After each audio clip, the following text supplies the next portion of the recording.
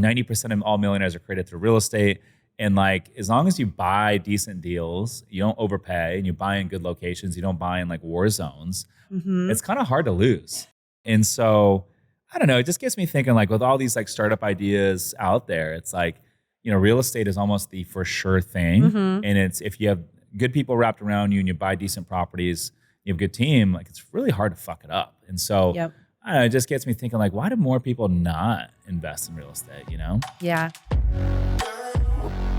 All right, guys, welcome to another episode of the Report Saturday edition. And I got my co-host today. It's been a little bit, Miss Alex Johnson. Alex, welcome to the show. Thank you. How's it going? It's going really, really good. It's February 2023, now 2024. 2024. But it's going really good. How are you doing? Good. It's been a while since I've been in the hot seat here, but it's good to be back and feel like it's been a good year so far. Keeping busy. I have a meetup tonight. So it's been good. We got a meetup tonight. The team was just out in Nashville a couple weeks back for the STR WealthCon. That was fun. Did you have fun out there? Yeah, we had a lot of fun. Maybe a little too much fun. A little too much fun, but I think it was a good team bonding experience and got to connect with a lot of familiar faces, that we see at these events. So it was great to see everyone and let loose a little bit, but also I feel like you always kind of get inspired a little bit after those trips, just kind of come back with like a fresh mindset. So it was good. Yeah, I agree. I think, that was our third time going out to Nashville. I think it's a great place to host a convention. Just a lot of good networking out there, and always a good time with all the country bars and all the post-networking stuff that goes down. And then exciting stuff, we got a trip out to Cabo here in another 2 weeks. Talk about that. Yeah, we're looking forward to that. We have our mastermind retreat out in Cabo, which I've actually never been. So I'm extra excited, but it'll be a few days just kind of relaxing and just full of inspiration. I think it'll be good to get with our mastermind members in person. We only see some of them in person here, a lot of them just behind the screen. So I think it'll be a good opportunity, for us to kind of another team bonding experience. But I was excited. We have a good group coming out.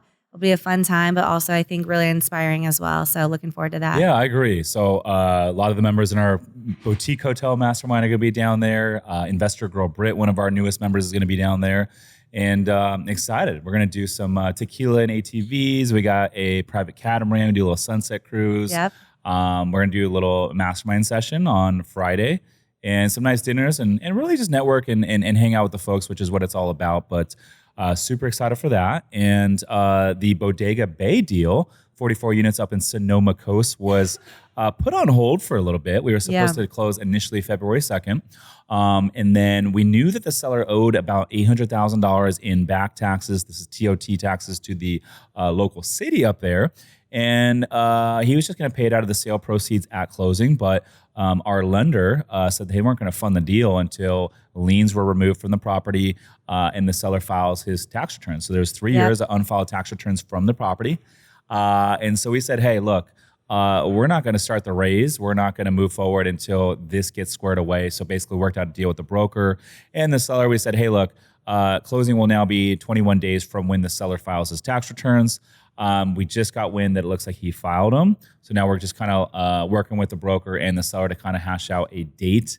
Obviously with the Cabo trip, I'm like, I don't want the closing to happen while we're in Cabo. Yeah. So I'm pushing for the Friday after that'd be great. Cabo would be nice. Yeah. So we'll see. Excited to open that one up. I know we have a lot of interest. We're walking into a lot of instant equity, $3.6 million of instant equity. That property appraised for 10.6 as is, with a stabilized value north of 14, and we're buying it for $7 million. So super pumped for that one. And that one should be a fun raise because we switched our fund from 506B to C. So it's gonna be fun. Yeah, I'm glad you actually brought that up because I think we were gearing up a little bit and we were it was exciting and we were ready to go. And so we've had a lot of interest with investors and then we kind of had to put it on hold. And so a lot of them are like, what's going on? And they're ready and it's an exciting deal. So I'm glad you brought that up. But, if you're interested, like just hang on, we'll, it'll be coming up soon, but I'm excited for that as well. And we'll, yeah, it's an exciting deal. And so no surprise that we have a lot of interest. That will be the last property that we add to this fund before we close it. And then we'll open another fund for future assets. But this is always the best time to get into a fund when you already know what the other assets are. And then this one, I think, is going to be the best deal within the fund. And so if anyone's interested, you go to summerscapital.com/invest, book a call, and chat with Alex. Yeah. Let's go. Yeah. Anyway, so that brings us to today's topic. I really wanted to do a quick little deep dive session on why SetJet went out of business, and talk a little bit about the boom and the bust of the tech industry, and why more folks don't go with the old, slow but steady real estate investing. So, SetJet is a aviation company. I believe they opened in 2019. I found out about them not too long ago through some folks in Fastlane. But basically what they do is they had 7 or 8 planes in charter. They were based out of Scottsdale. And they flew to a bunch of local airports in the southwest region of the country. So San Diego, LAX, John Wayne, Vegas, I believe Salt Lake City, Scottsdale, Cabo San Lucas, and maybe a couple more. And the business model was, instead of purchasing a entire private jet, you just purchase a seat on a private plane. It's $99 a month, and you'll pay for the flight. So the flight might be the cost of like a first class seat. So anywhere from $700 a flight to as high as like $1,500 a flight. And they have these like pre-selected flight times. I flew them once. I joined maybe 6 weeks ago. Flew them round trip to Scottsdale and back. On the way out there was like 6 other passengers. On the way back, there was no other passengers. And we had the whole plane to ourselves. And I was like, dude, like for $900, worth it. We had the whole private jet to ourselves. I'm like, how are these guys making money? But it was pretty cool. I mean, you pull up to the FBO literally like 7 minutes before the flight. Which is your style. Which is my style. Yeah, I don't like to roll up an hour early. I like to just roll up, when I need to. And so 7 minutes before the flight, you pull up, they grab your bag, they give you a water, and they walk you out to the plane. There's literally no security. They ask for an ID. That's it. Oh, okay. That's the only thing they ask for. But you get on the plane, it's like, free drinks, everything's included, like whatever you want. You got a private stewardess and all that.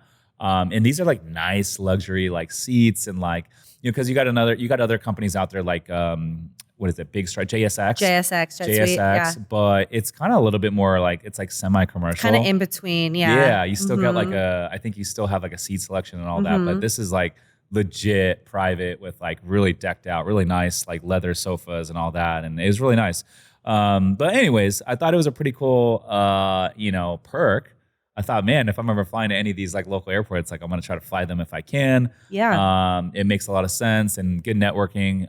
But it's funny because I was talking about them on the podcast last week. And I was saying how like, man, like I was talking to Eli, the travel guy, and I was like, dude, such a cool service. And I'm like, man, I don't know how they're making money, but I'm going to continue flying them while I can before they go out of business. And then literally 3 days later, I get an email from SetJet. This is on Saturday over the weekend. And they said, hey, Rich, unfortunately, this is a really tough decision for us.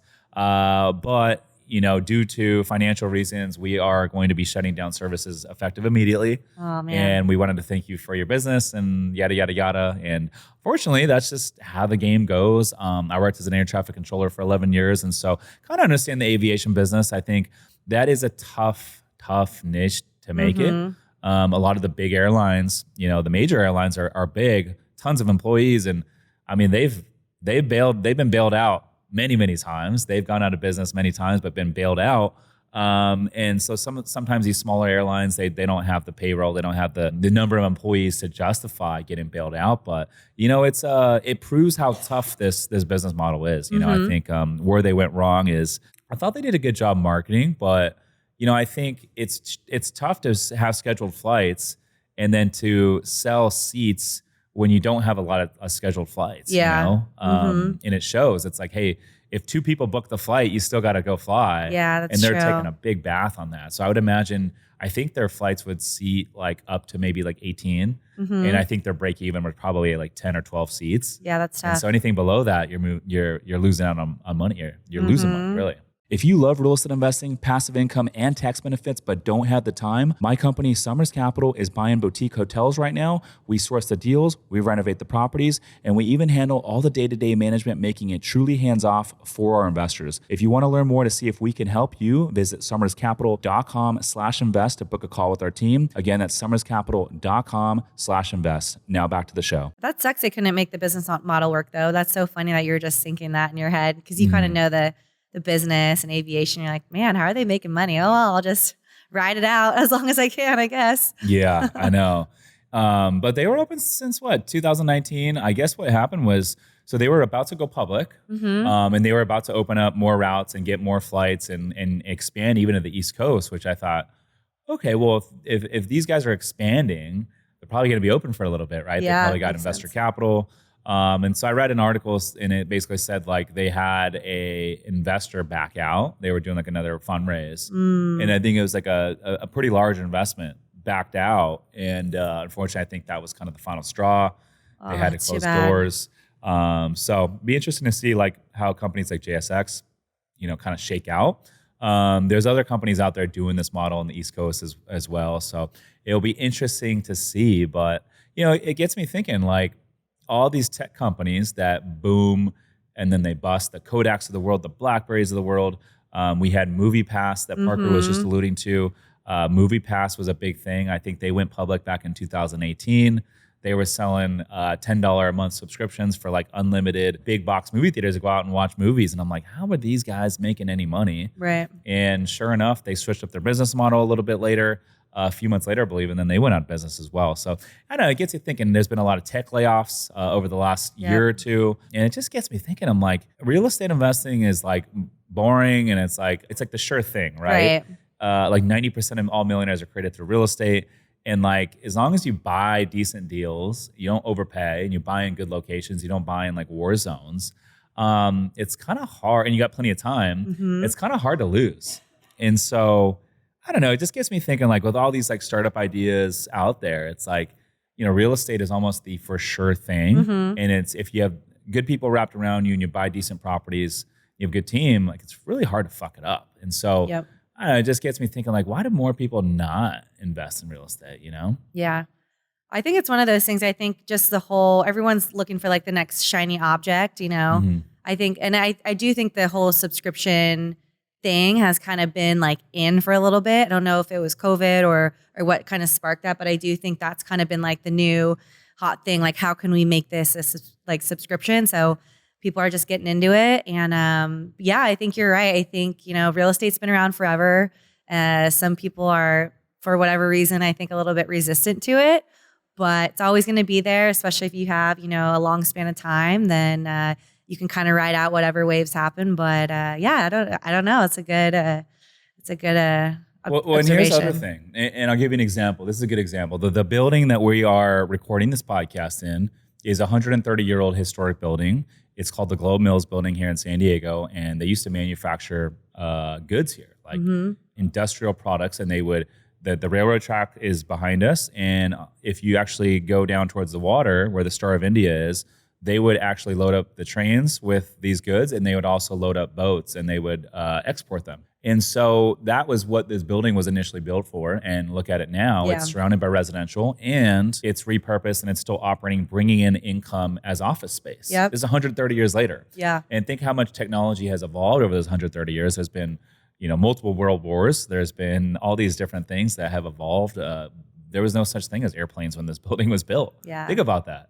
We've gone to the moon. There's like astronauts. There's science. All this stuff now. Technology. It's crazy. There was no internet when this building was built, and so to think that this building is still around making money is a testament to like how evergreen real estate is. And if you look at residential, you look at apartments, and a lot of this stuff, it's like, hey, there's never going to be a technology that replaces the basic need of shelter. People are always going to need a place to sleep. They're always going to need a place to store their belongings. Like, no matter what technology comes, there's never going to be a replacement for those things. And a lot of these buildings will be around a lot longer than I'm alive. And so, it gets me thinking, it's like, you got all these tech companies, you got the stock market, you got Wall Street, but even these S&P 500 companies from 20, 30 years ago, a lot of them are not around today. And so I don't know. For me, I'm just like, man, like, yes, real estate, I guess technically the biggest risk is you could lose all your money. But in all reality, you know, a lot of this stuff is backed by real buildings. You can look at, you can touch it, you can feel it. They're tangible. Real people go in there. Real people pay to like sleep there. And, you know, the beauty of real estate is commercial real estate rarely goes to zero, especially if you're buying in good locations. So I think my biggest takeaway with the SetJet thing, just after hearing it, yes, I'm bummed as a consumer. I don't get to do it anymore. Maybe I'll check out JSX. But my real takeaway is I think it validates why we're doing what we're doing. We're investing into real assets. They're tangible. They produce cash flow. They have tax benefits. We can get good debt. And it just validates everything that we're doing, you know? And I think if people want to diversify in different asset classes in real estate. You know, you can get creative within real estate. I think if you're looking for like, if you just want to, you know, spice it up, do something different type of real estate. There's always ways to get creative within that, within real estate. Yeah, that's a very well said. I couldn't agree more there, Alex. And hey, who doesn't like to spice it up, right? That's true. Anyways, I think that this concludes this episode of the Saturday edition. She's Alex Johnson. I'm Rich Summers. Listeners, thanks for tuning in. We'll see you in the next one. Peace. Peace.